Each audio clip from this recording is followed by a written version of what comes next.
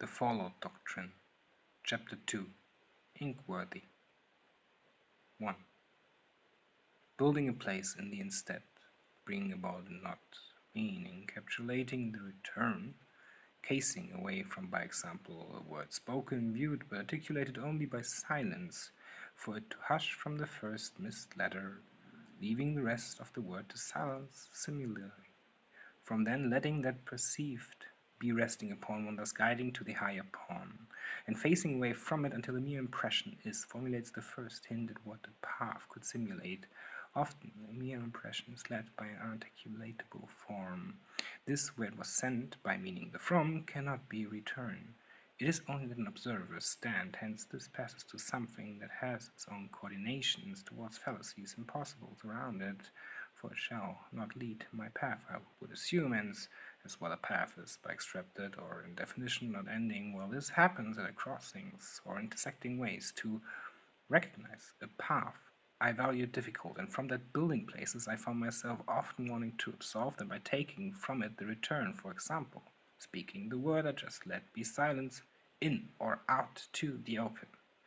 This was until I furthered that a path is to nowhere. If first stepped on, hence you don't exactly know about its whereabouts, this nowhere perceived it is sudden, to be interrupted by unperceived boundaries, but thus only being a distance was help for it, and, for example, letting the hush echo till the first of impression is a difference, or an alternative hush indicated that a path, which in this case could represent itself as noise crumbling in on itself towards non-existence, thus a path would be. A hush is not yet proof of articulation. Could I aware my own being in silence? Oh, noise, grumbling. That means a hush. Oh, difficult. Should I articulate it? Spill a second. I was just in silence. I did already articulate it, but it was towards a nowhere. My intention thus, like the hush, should be in silence again.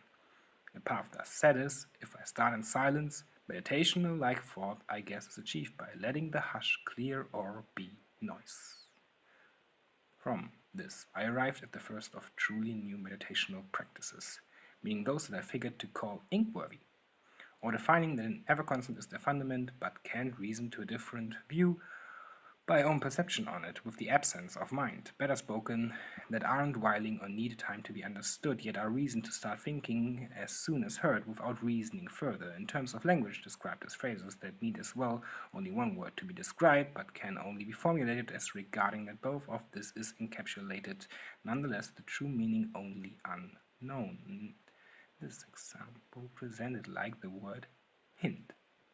Hence this could be partially a noise, meaning a hush as well, or the absence of it, thus silence within similar disregarding that noises are a possibility, and leads to the nowhere. That is, by even articulating this idea could be wrong, but led up to something that formulates a new possible of indication, for it having reason, but absent of mind, meaning a further thought than what was truly meant. This even helpful, though led me to question again if meditation is not fundamented in a certain idea or achieved to.